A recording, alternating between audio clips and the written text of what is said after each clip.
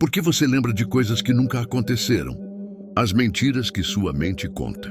Você já jurou com todas as suas forças que algo aconteceu, só para depois descobrir que não passou de um engano? Já teve certeza absoluta de ter vivido algo, mas nenhuma prova, nenhum registro, ninguém que confirme. Talvez uma lembrança da infância, uma conversa específica, um rosto no meio da multidão. E quando você vai conferir os fatos, nada disso existiu. Nenhuma pista, nenhuma verdade, apenas a sua mente e uma certeza que parecia inabalável. Essa é a armadilha silenciosa das falsas memórias. Mas como isso é possível? Como a nossa mente, esse sistema incrivelmente complexo, é capaz de inventar memórias que parecem tão reais quanto aquilo que de fato vivemos? E pior, porque ela faz isso sem que a gente perceba? Por que o cérebro mente para nós com tanta convicção? O que você vai ouvir agora não é uma teoria, não é ficção, é ciência. E é desconfortável, porque talvez, depois desse vídeo, você não confie mais em tudo o que lembra. A memória humana nunca foi uma câmera. Não há gravação exata dos fatos. Não existe um botão de replay fiel. A memória é mais parecida com uma pintura do que com uma fotografia. Toda vez que você acessa uma lembrança, ela se reconstrói. Ela não é um arquivo armazenado intacto. Ela é um processo vivo. E como todo processo vivo, ela muda.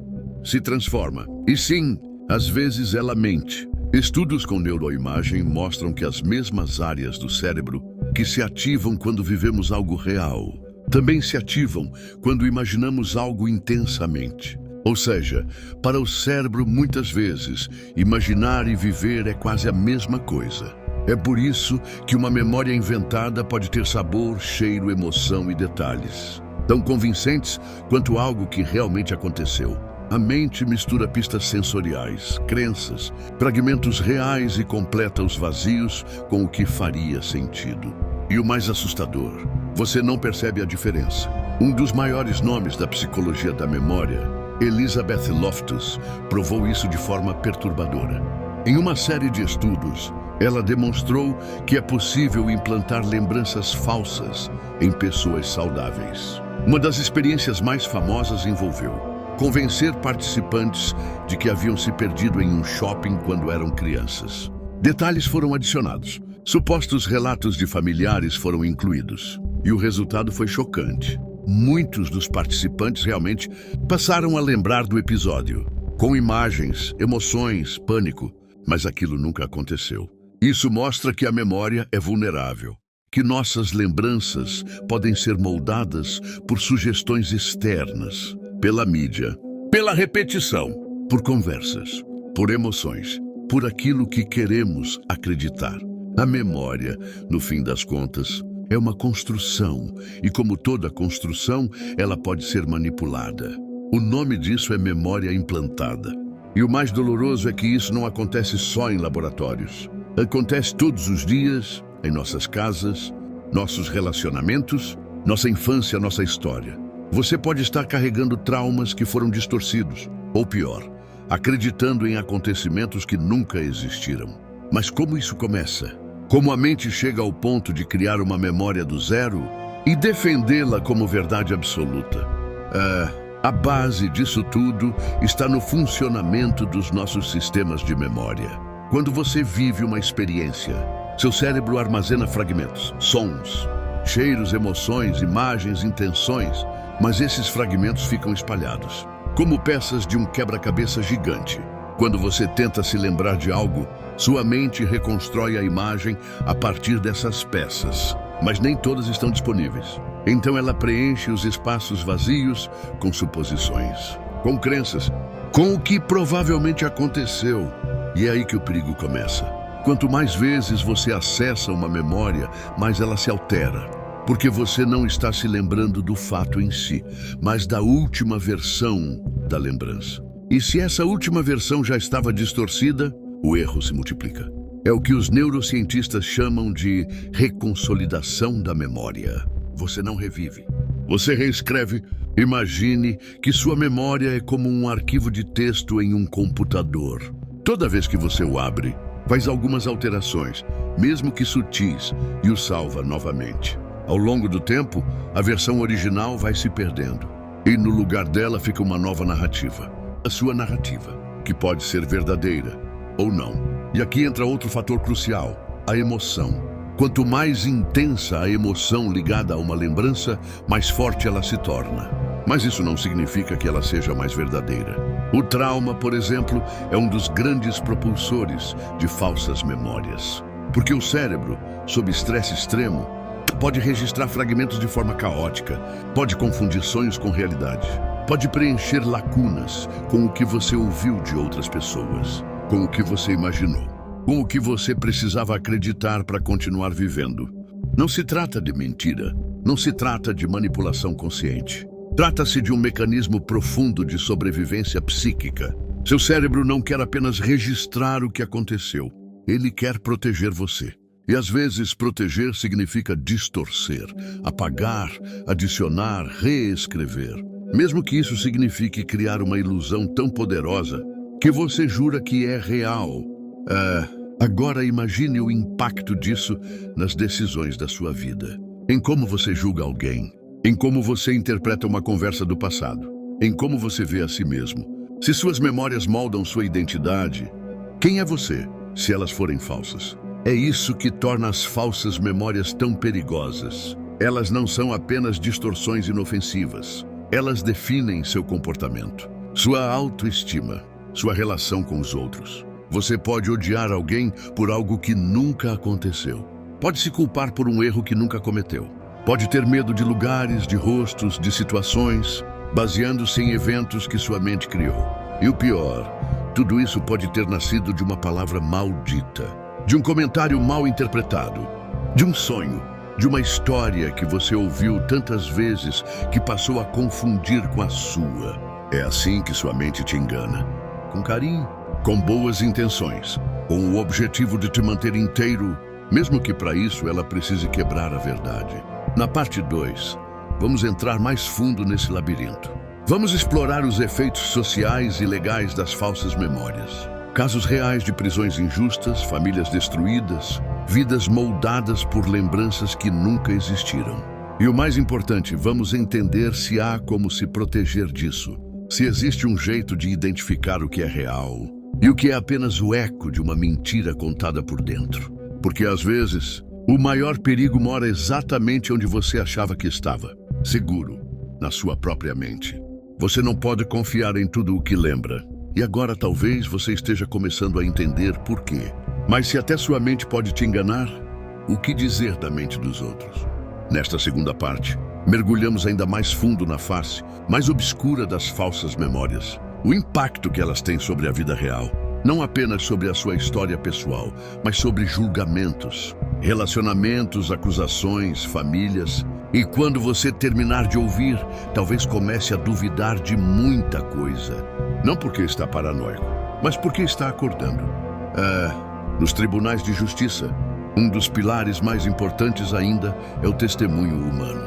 A palavra de alguém, a lembrança de um rosto, a certeza de uma cena. Mas e se eu te dissesse que em diversos casos ao redor do mundo, pessoas inocentes foram presas com base em memórias que nunca existiram? Em 1995, um homem chamado Gary Ramona processou os terapeutas da filha por implantarem nela memórias falsas de abuso sexual.